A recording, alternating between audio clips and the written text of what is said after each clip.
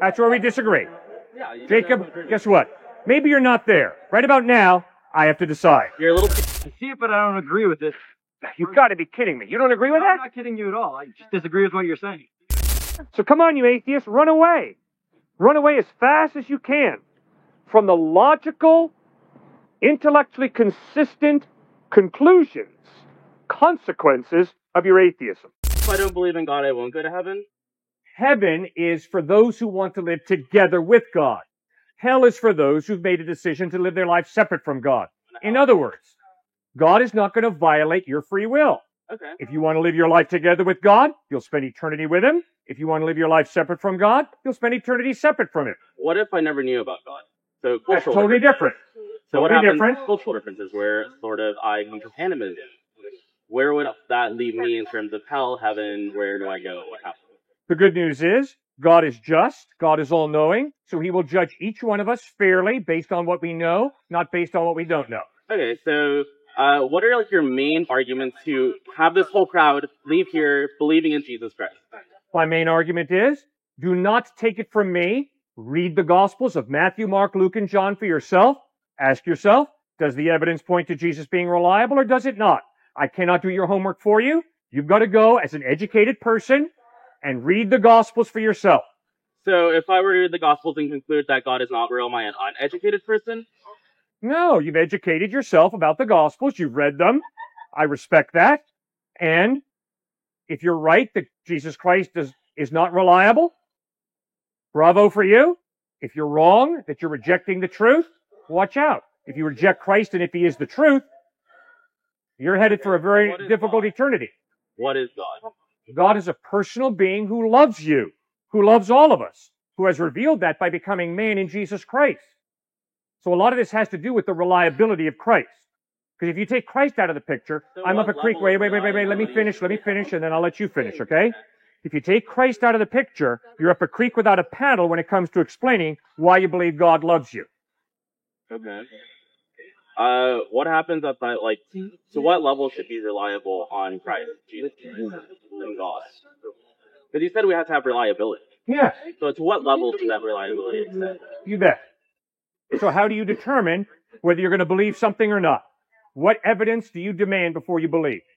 What evidence and what? 'Cause this is In a relationship, in a class, in that's science? subjective, because me classifying relationships and classifying classifying religion all have sort of different classifiers. So Okay. in terms of what? So just start.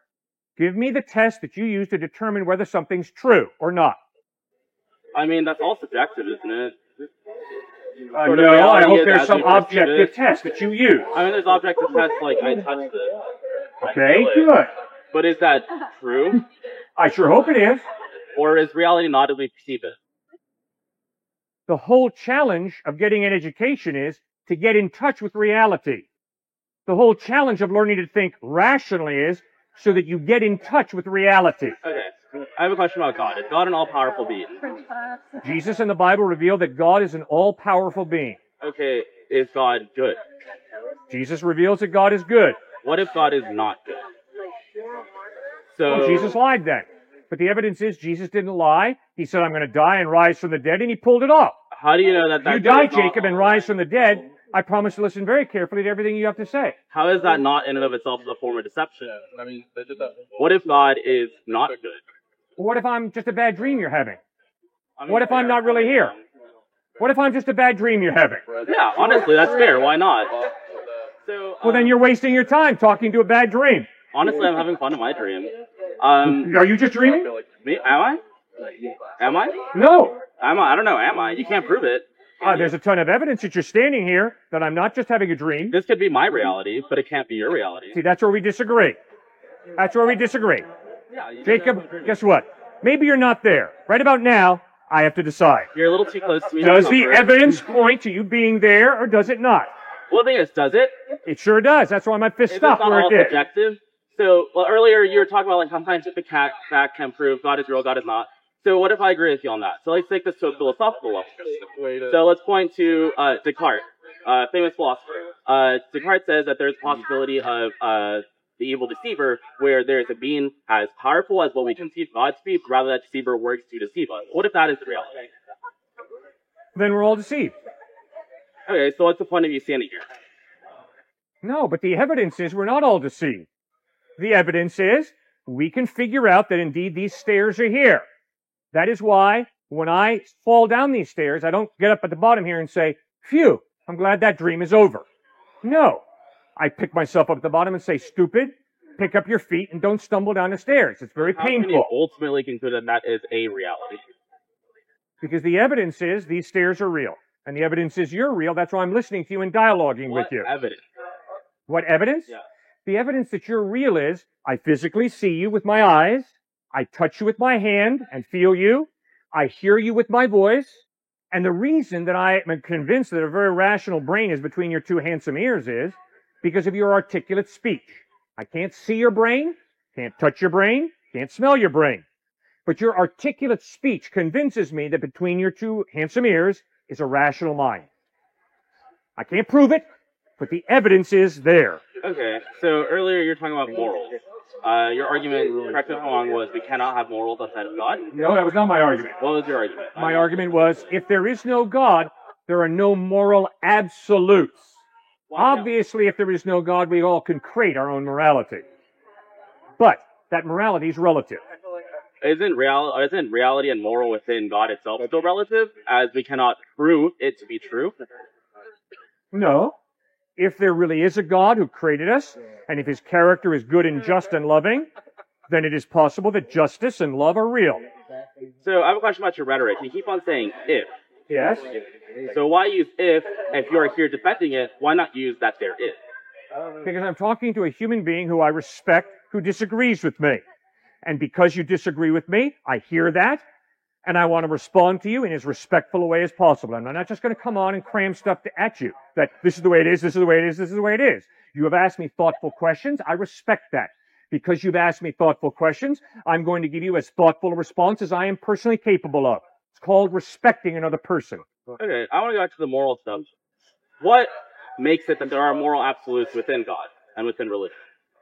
Okay. Outside of not having God. If there is no God, that means there's no mind prior to the human mind who defines what's right and what's wrong. Which means it's the human mind who creates right and wrong. Which means it's all relative depending upon which human mind you're talking to. But if there is a God, i.e. a mind that exists before the human mind, then it is possible that this mind creates and defines right versus wrong, justice versus injustice. But using that chain of logic, wouldn't then those morals be relative to God and therefore not be absolute? No, it means that they're real. What are they based on? They're based on the fact that you're not just an accident. You're a human being with innate dignity, which means if I lie to you, if I steal from you, if I abuse you in any way, that is evil because it is denigrating, desecrating a human being created by God with innate value. What if that is not true? What if we are beings without value and without purpose? Good, then live it out. If that's what you believe, live it out. The same way I believe Jesus Christ is the truth, and I'm trying to live out that faith. So if you have the faith that there is no God, live it out. So what would happen to me if I therefore, let's say, choose that there is no God? What happens to me in the eyes of, sort of to behold to the eyes of the religious, yes, God? Say again? So what is my position Yes. within this sort of realm of religion and realm of God from the eyes of God and the eyes of sort of the religious? Well, if God is real, if God exists, and if Jesus Christ revealed God accurately, then you and I need to ask God for forgiveness for the wrong that we've done. Okay, so earlier you were talking about purpose. Once again, correct me if I'm wrong, you said that God gives us purpose. Can we have purpose outside of God? Not absolute purpose. Why not but absolute? Because if there is no God, you're a cosmic accident, I'm a cosmic accident. Okay. You don't have purpose coming out of a cosmic accident. Can't purpose come out of myself? Yeah, but it's relative then. Well, isn't it also relative coming out of God? No, because he created us for a purpose. So you're saying if we create things, it's relative, but if a higher being creates things, it's not relative? No, what I'm saying is, when you're dealing with purpose, Okay. you have to get back to the question, is this being or machine made by someone? If they are made by someone, what's the purpose that they were made for? But if there is no designer, and we just happen by accident, then obviously there's no ultimate purpose, it's just relative. What if I define my own? Well, I mean, moving beyond that, let's switch to semantics. So I want you to explain to me semantically what's the difference between absolute. Sorry, I lost my. That's just wait. Yeah.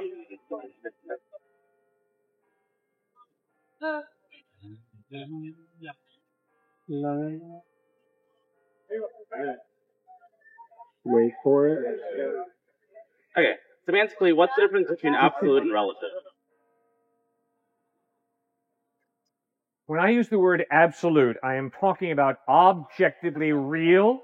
Okay. When I'm saying relative, I am talking about something that is not objectively real. So can I not create my own objective reality? No. You have to learn how to navigate reality.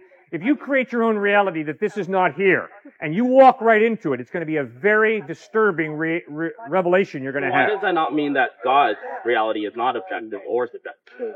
If God created matter and energy, gave us minds that we can grapple with what is real when it comes to matter and energy, if He gave us consciences and minds that can grapple with what is just versus what is unjust, then it would behoove you and me to use our minds and our consciences to discover what is real, what is reality, not what is my perception. If my perception is that this is not here, it's going to be a very rude awakening when I slam into it. You've got to learn to deal with reality. That's the pursuit of truth, reality.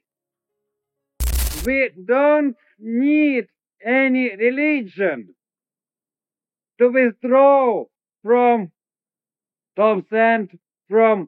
the torture of innocent child. There are many other aspects which are relative. All right, why is the torture of an innocent child absolutely evil? Why? The most of religions will support the point of view about innocent child. I don't know any religion which that's not my point. have other My point is not that Jesus is the truth. My point is that if there is no God, there are no moral absolutes because morality is just a construct of the human mind. So it's all just a perspective, a bias, a prejudice. But if there is some type of God, then it's possible that this God has created and defined moral absolutes. There is no need in religion for the case with child in the moral. Fine, then answer the question. Why is the torture of an innocent child wrong? Why? We don't like it. We don't accept it. We don't like it. Enough, Cliff. But if somebody does like to torture children, then their rebuttal to you is, I'm sorry, I like to torture children. Now, what's the basis of you saying, no, torturing innocent children is wrong? Cliff, what's your basis? Why?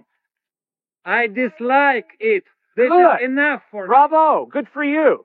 But that doesn't make just because you don't like something doesn't mean it's a moral absolute. Come on. We don't need the moral absolute.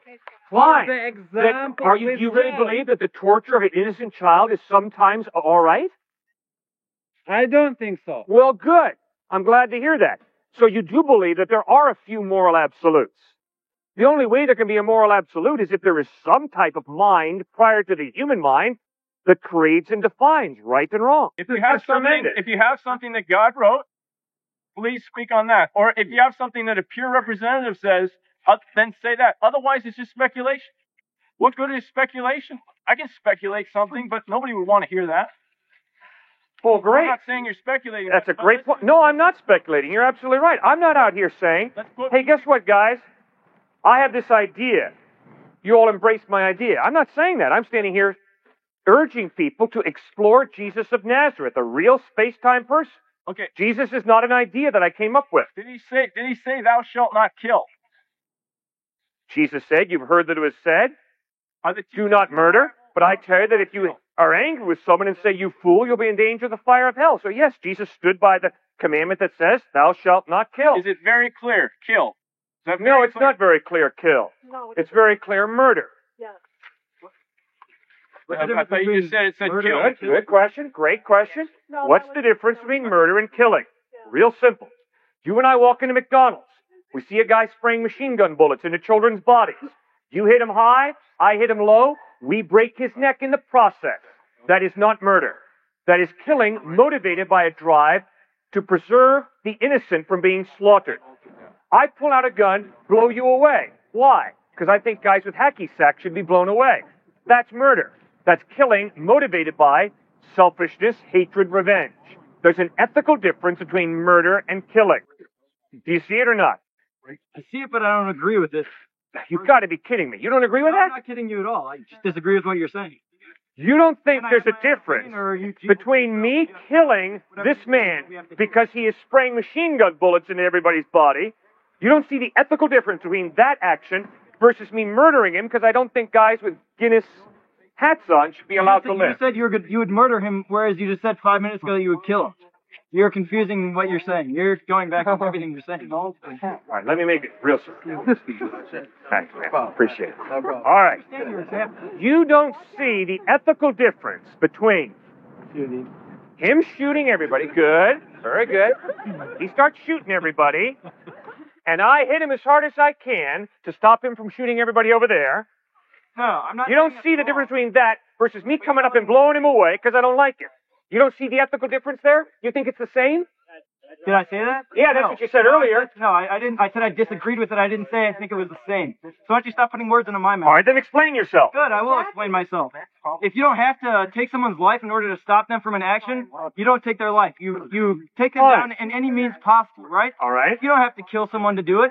Who said murder and killing has to be done in order to stop someone from shooting other people? Why can't you take the guy down and hold him down as much as possible? But I understand that if you take the man's life, in the course of him taking others' life, that you're trying to say it's justified.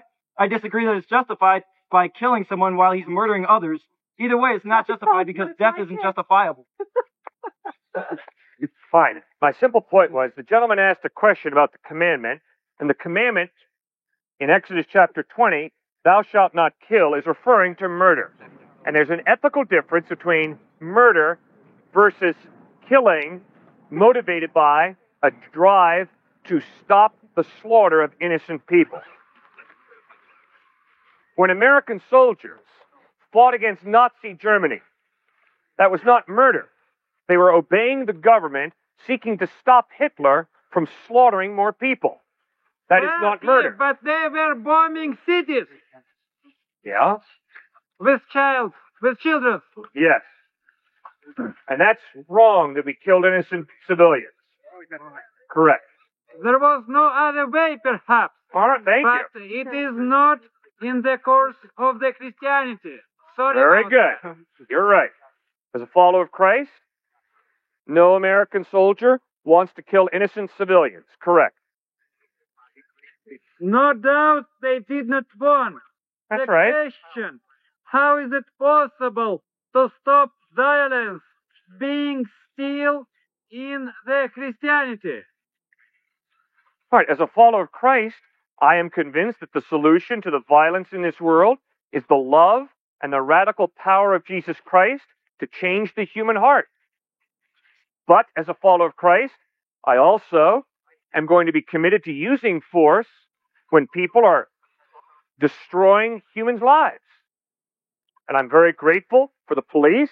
I'm very grateful for those in our armed forces who are committed to stopping people from slaughtering innocent people.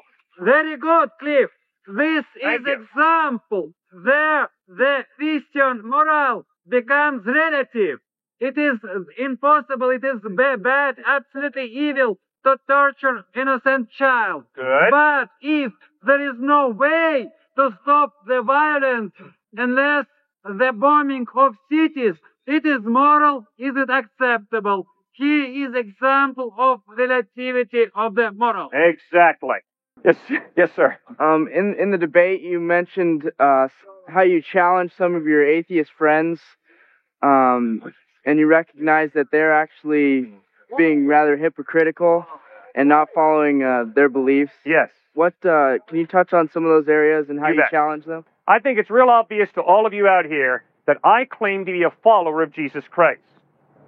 If after I finish speaking out here, you watch me go out and womanize, what are you going to call me? A hypocrite. A liar. Very good. Bravo, guys. You know very, very well that Jesus is not someone I made up in my head. And my Jesus allows me to go out and womanize and rip people's Social Security check off. You know that that's false. Why? Because you know that Jesus taught honesty, sexual purity, integrity, compassion, crystal clear. No question about it. Very good. So if I claim to be a follower of Christ, you're not going to want to watch me go around womanizing, ripping people's Social Security check off. Good. You want me to be consistent. If I say I believe in Christ, you want to watch me live that out. Struggle to live it out. Good.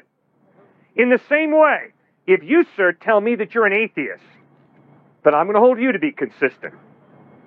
Which means, you're not going to tell me that there's some ultimate purpose to human life. If you're an atheist, there is no purpose to human existence. Our number came up in a Monte Carlo game, and life is ultimately meaningless. And that's what Camus, Sartre, Nietzsche had the guts to face. The problem with the majority of my atheist friends is they don't have the intellectual integrity and courage to live out the meaninglessness of life. Instead, my atheist friends like to say, oh, here's the meaning of life. Baloney. If there is no God, life is a crapshoot. Second point, if you're going to tell me you're an atheist, fine, I respect your right. But you better not tell me that to torture an innocent child is absolutely wrong. You better tell me it's relatively wrong, because all morality is relative. Which means, if you're an atheist, you have to acknowledge it doesn't matter whether I become Hitler or Mother Teresa. It's simply an arbitrary taste, choice. Thirdly, if you're an atheist, you better not tell me that, oh yeah, maybe there's something after death for me. No, there's one thing after death for you. Rotting. That's all. So you better not tell me that maybe there's a bright future out there. You better face the despair, the total despair of life. That's why Albert Camus, the great French atheistic existentialist philosopher, said, the only question that modern man must answer is, why not commit suicide? Life is meaningless. Morality is relative. Death ends the absurdity that your birth began. Thank you, Camus, for your intellectual consistency and courage in facing the logical conclusion of your atheism. I've been speaking on university campuses for 25 years. It's a long time. I've met 1.5 students who claim to be atheists who have had the courage to live out their atheism. One was a student from Soviet Union who was at Northwestern University outside Chicago. This guy said, there is no God, and because there is no God, my life is meaningless, morality is relative, and death is the end. And then he said something I'll never forget. He said, but you know, I'm really concerned for my fellow American atheists because they don't have the guts, they don't have the courage to face that. Instead, they go running around saying, you know, when you Russians blasted that Korean airliner out of the air, that was really wrong. Oh, baloney, it wasn't really wrong. Nothing's really wrong. Nothing's really right. It's all relative. The half student was at UC San Diego. This guy steps out of the crowd and he says, yeah, I'm an atheist and I realize life is meaningless, morality is relative, it really doesn't matter what I do, and death is the end. And then he said something I'll never forget. He said, but when I really seriously consider that, I get very, very sad. And my mother gets very, very concerned for me. So I don't think about it too much. That's good. So come on, you atheists, run away. Run away as fast as you can from the logical, intellectually consistent conclusions, consequences of your atheism. That's why Bertrand Russell, the great British atheist philosopher, talked about unyielding despair. Russell faced the despair of his atheism, and then he said, but you just can't give in, guys. You can't give in to that despair. Just got to keep running away from it. What part is necessary for this evidence and what part is optional? Where is criterion? What would be enough for you to believe that this person is God? Good question. If someone claims to be God, I'd like at least three things. First of all, I'd like to be able to examine his lifestyle, how he treats people.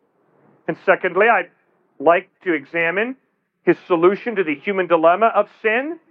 And thirdly, I'd like to be able to examine whether he's able to beat mortality. To pick up? Beat mortality, beat death.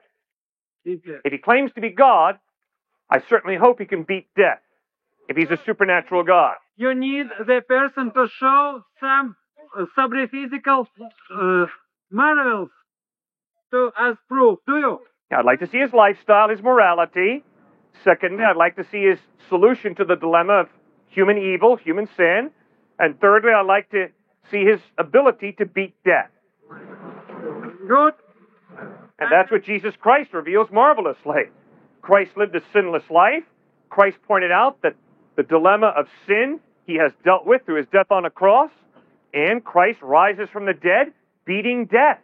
That's why when he claims to be God in human form, I trust it. Well, Cliff, now you like the Michael. Monday, Michael suggested that God makes the marvels and appears in front of public. Now you claim the same from anybody who claims to be God, do you? If someone claims to be God, I want to examine their lifestyle. I want to listen to their solution to the problem of evil. And I want to see whether they can beat death. And if they can do those three things, I'd be very impressed. Hence, nobody can claim to be God unless to be crucified. No. You don't have to be crucified. Resurrected, though. Yeah, beating death. And you'll not believe him until he was killed and resurrected. Well, yeah, if someone claims to be God in human form, well, I want to see whether they can beat death or not. I mean, anybody can say, I'm God in human form. I need some evidence, though. I'm not just going to say, oh, I believe you. Kind of challenge you on your two pieces of evidence for God. Yes. So, intelligent designer, you said the eye, human eye, so there has to be a designer. But then you also said evolution is true. So you don't need a designer for making eyes, do you? You can evolve an eye. You never get something from nothing. Quantum physics, again, kind of challenges that one. No, it doesn't. Yes. It challenges it, but it cannot make a strong case. Why? Because it's a philosophical issue. It's not a scientific issue. Can you get something from nothing? There's a book called Something from Nothing. A Universe from Nothing by Lawrence Krauss. Have you read it? So, no, I've not read it. Okay. No, it's impossible philosophically for you to get something where there's nothing. It's irrational. The only thing that comes from nothing is nothing. You never get something coming from nothing. Second point is, where is the creative mechanism in evolution? The creative mechanism in evolution does not exist. There is no creative mechanism in evolution. Is there? There's 2 points. There's the evolution and making an eye, and then there's the universe from nothing. That's two kind of separate arguments, right? Yeah, one is design, and the other is something from nothing. Yes. Two different arguments, yes. Okay. So, something from nothing. Firstly, we're not 100% sure the Big Bang is the beginning of the universe. We're not 100% sure of anything. So Agreed. there are many different other theories than a God. Yep. I mean, there's the multiverse. God is one of many theories for how our universe came to be. Would you agree? No. There are many different theories. Agree with you in that. But no. The idea of a multiverse has zero evidence to support it. I would It's not agree with impossible that. to, well, all right, fine. What's the evidence that they're multiverses? Cosmic inflation. So directly after the Big Bang, there was a period of inflation. Not the inflation we see in the universe now. There was a speeded up inflation period. And the best explanation for that at the moment is kind of like a mother universe with many patches that experience inflation. And so there's many universes out there. That's kind of the one. The mother And universe yes, and then has little progeny of the different universes. Says, what on earth does that mean? it means there's a kind of bigger reality outside of the universe we see and know. What's the evidence that there's a bigger reality outside of this universe that we live in? There are different models. Models. Yes. So because someone has, with a fertile imagination, come up with another model? Like the God hypothesis. Yes, that's also just a model. No, it's not. It is based on my experience of reality, which is you don't get order and design by accident. Yeah, This but BMW is not a result of an explosion in a junkyard. No. Shakespeare's plays are not a result of an explosion over a computer or from monkeys tapping on the computer. You only get order and design, be it a building, a car, an article of clothing, if there's a rational mind involved. That's not entirely true. Well, then give me some examples that but contradict again, it. there's two different arguments here. There's the universe one, and then there's design or kind of complex, mechanisms out there, like the eye. Or you can get humans from evolution, starting with a basic replicator. Oh, I said that. I agreed with that. But why do you then need a designer when Because you can get you it from? do not have order and design without an intelligent mind involved. But And we- secondly, you we don't just get agreed something you coming do. from nothing. It's impossible. Again, that's two different arguments. Let's I'm aware it's two different arguments. Which one do you want to argue? Let's say You choose. let's do the evolution one, right? Okay. So imagine there's a very basic molecule, right? And it can replicate itself in the primordial soup, as it's been called. Over 4 billion years, directed by natural selection, not a designer, not a god, you can evolve complex life, starting from a very simple basic building block. Do you agree with that or not? I think it's rather clear that it's impossible to get a genetic code out of primordial soup by accident. The genetic code where proteins are allowed to be produced is far too complex a genetic code for me to say, okay, it's all just an accident. It just happens by chance. The amount of information in the DNA of a single cell is far more than the amount of information in 3 sets of the 30-volume Encyclopedia Britannica. When you study the amount of information in the DNA of a cell, it is mind-boggling. Yes, and it's after real 4 simple. billion years. So what if it's a few billion years? I don't care if it's a trillion years. You don't get that kind of order and design by chance. There's got to be an intelligent mind of some type. Again, it's not complete chance. The mutations are chance, but it's guided by natural selection. No. You do not have 1 + 1 = 2 guiding anything. 1 + 1 = 2 is a very accurate description, mathematically, in arithmetic, of if you have 1 and another 1, it equals 2. But guess what? 1 + 1 = 2 does not put any money in my bank account. I have to put the money, an intelligent being, into my bank account. Now, is 1 + 1 = 2 true? Yes, it is. But it doesn't do anything creative. It simply describes reality, which is if you have 1 + 1, then you got 2. That's what science is. That's what mathematics is. It's tremendously sophisticated. It's absolutely magnificent. I love it. But it is intellectually dishonest to say, therefore, because I know that 1 + 1 = 2, therefore I'm going to have $2 in my bank account. No. It's not just going to happen. I honestly do not understand your argument there. It's okay. I'm just saying, this 1 + 1 = 2 abstract numbers, that's not where I'm going with this. I'm just saying that the accumulation of very simple processes can lead to something complex.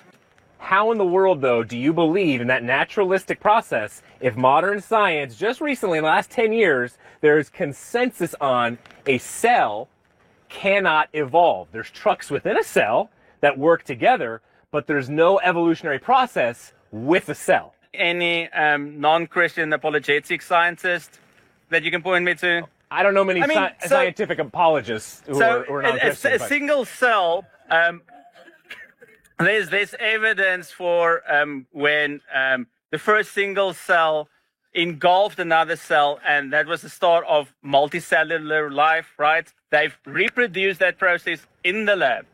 No. So so once you have that, then you can. But there's no scientific evidence to that. There's no evidence behind that. You just asked me where I got mine. Where do you get the evidence that Lawrence Krauss does not? I've talked to Lawrence Krauss before. He does not believe that. He does not say that a cell can just pop up out of nowhere and then just evolve and self-replicate. I also never say that cell pops out of nowhere. Okay. So where does it come from then? Okay. So firstly, that's. Okay, I do not know. Okay, right? good. Bravo. All right, bravo. Very good. I don't think there is any absolute morality in this world, and everything is inherited from parents and experiences. Why would you suggest that there is such a thing as absolute minority? You bet. I am convinced that there are some objective morals because I am convinced that the abuse of an innocent child is never, ever good. I am convinced that the rape of a woman is never, ever good. I am convinced that murder is never, ever good. Obviously, murder is different from killing. Murder is killing motivated by selfishness, hatred, or revenge, which is different from self-defense, obviously. Okay? But murder, killing someone motivated by selfishness, hatred, revenge, is never good. And guess what? All of my atheist friends agree.